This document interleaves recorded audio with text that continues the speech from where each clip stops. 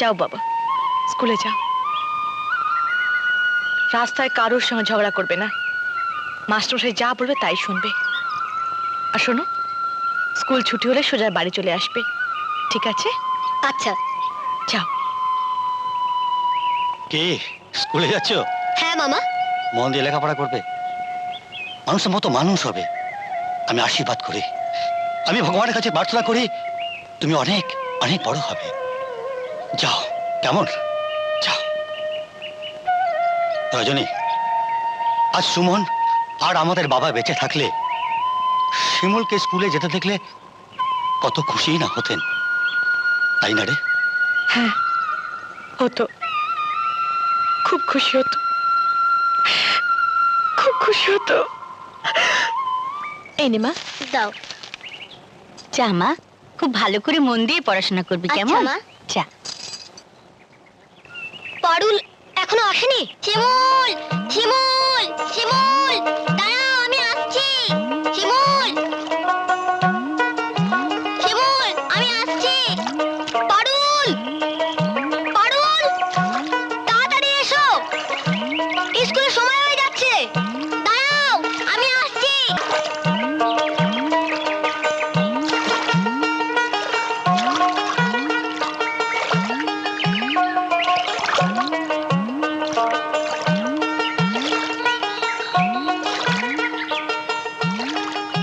চলো, তাড়াতাড়ি চলো।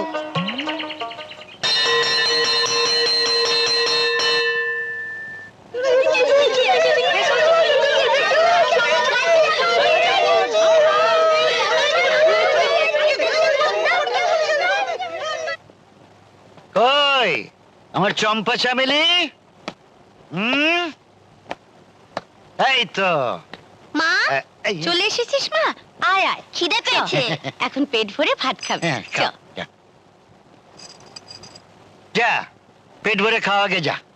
বংশের একমাত্র মেয়ে, তোদের তো ছেলে মেয়ে নেই, তো ওকেই নিজের মেয়ে মনে করে আদর করে খাওয়া। আমার ফার্স্ট ওয়াইফ, বুঝলি তো, কলাবতী, খুব আদর করে আমায় খাওয়াতো, খুব। আর তোদের দিদি জবা, জবা নয় তো, একটি ঘেঁটু ফুল, বুঝলি তো। না, বুঝিনি। ঘরে চলো, এবার ভালো করে বোঝাবো। চলো চলো। এই এই দেখো এদের সামনে কি হলো? লোকজনের সামনে কি? আমি রান্নাঘরে যাই বাবা, তুই কিন্তু সব খেয়ে উঠবি। আচ্ছা মা।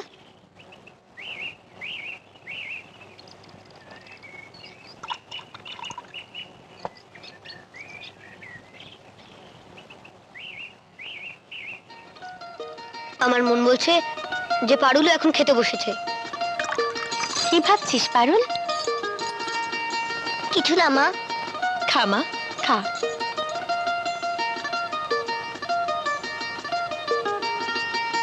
শিমুল, আমি খাচ্ছি, তুমিও খাও। পারুল, আমি খাচ্ছি, তুমিও পেট ভরে খাও।